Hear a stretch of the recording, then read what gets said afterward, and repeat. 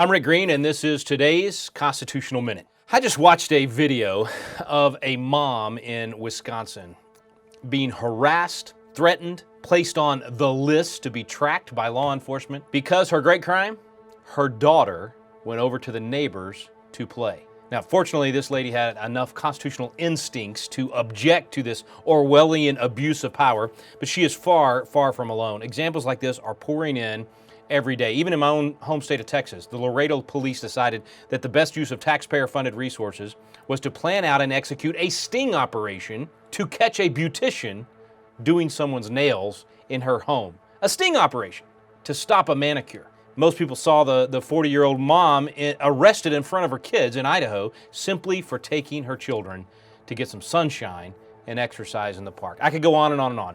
You already know, you're watching these things, you're watching these stories, and you're just as much in shock as I am. And really what it should tell us is that the real pandemic in America is our own civic ignorance of our own history and the Constitution. We're walking around right now in somewhat what feels like a dystopian novel, or worse, it feels like we traveled back to 1930s Germany or some other tyrannical crackdown we never dreamed would happen right here in America. But it is. It's happening. And what we thought would be just a week or two has turned into months with no end in sight for most states. This loss of liberty, this destruction of our economy, and the unfathomable price of increased depression and suicide and domestic abuse, bankruptcies, and so on, it's happening on our watch. How did we get here? And what do we do? You see, we let this happen because of our own lack of knowledge about our history, because of not even knowing our constitutional rights. We have no idea what the proper constitutional jurisdictions of government are. You know, the very purpose of a constitutional republic is to protect our rights, to protect the right of that mom in Wisconsin to let her kid go play with the neighbors, and protect her parental rights to know that it's her decision, not the local mayor who put in whatever order she supposedly was violating, or a governor's order that she supposedly violated. The government's purpose is to secure our rights. That's what the Declaration says, that to secure these rights, governments are instituted among men, deriving their just powers from the consent of the governed. I don't think this mom in Wisconsin gave her consent to be told her child could not even go outside and play. The very rights the Constitution specifically says are protected, from freedom of religion and assembly to protest, speech, travel, due process, all these things have been completely trampled by governor after governor, mayor after mayor. You might have saw the governor of New Jersey was questioned about some of his unconstitutional orders. And he said, well, I wasn't thinking about the Bill of Rights. Exactly, that's the problem. But friends, we haven't been thinking about the Bill of Rights either. As a nation, we haven't done that. Very, very few citizens, and even fewer legislators and leaders, knew enough about the constitutional rights that are guaranteed to say no to these draconian overreaches. A few governors like Governor Noem in South Dakota, a few police chiefs and sheriffs like Sean Ladd, Illinois, or District Attorney Matt Mills in Hood County, Texas, they've said no. They've said they will not do stay-at-home orders or enforce these things. So there's a few bright spots.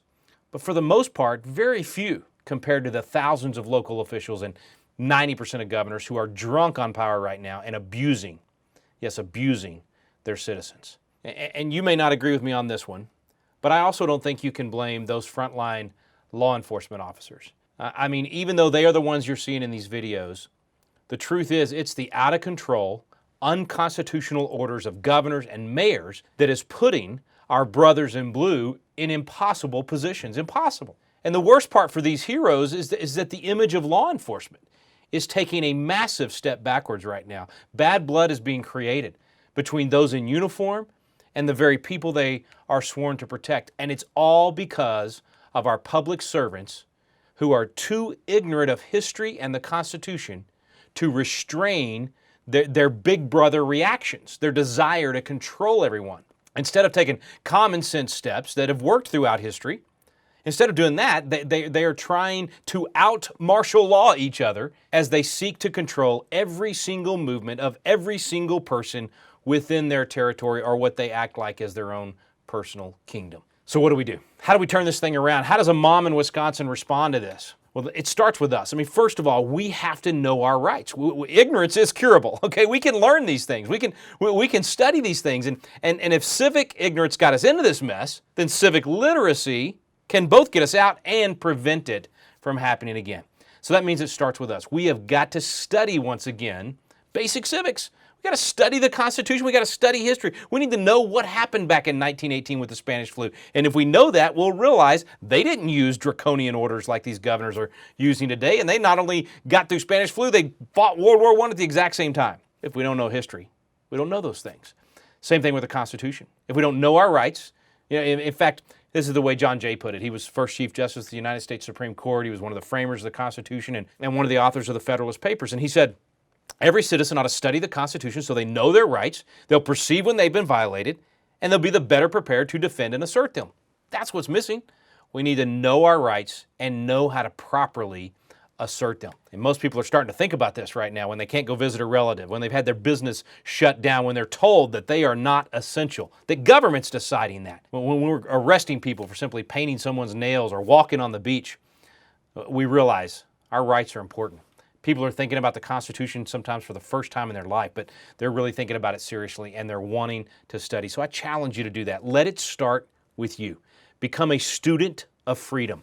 Study the Constitution and get your friends and family to do the same thing. Be prepared to respond appropriately, peacefully. There's a right way to do these things. And we're going to be sharing with you in Constitutional Minutes how to do that. We're going to be sharing with you in our classes. So in fact, if you go to constitutioncoach.com today, constitutioncoach.com. If you go there today, you can watch these videos and learn about your freedoms and how to assert them in specific areas. You can take an entire Constitution class with us. We're giving them away for free and we make it fun. These aren't lectures you fall asleep in. I actually take you to Independence Hall where the Constitution and the Declaration were done. We make it exciting. We actually bring history to life and we make the Constitution applicable to your daily life today. Go to constitutioncoach.com today. Be a part of the solution. Be a patriot and help us restore America's Constitution. I'm Rick Green, and this has been today's Constitutional Minute.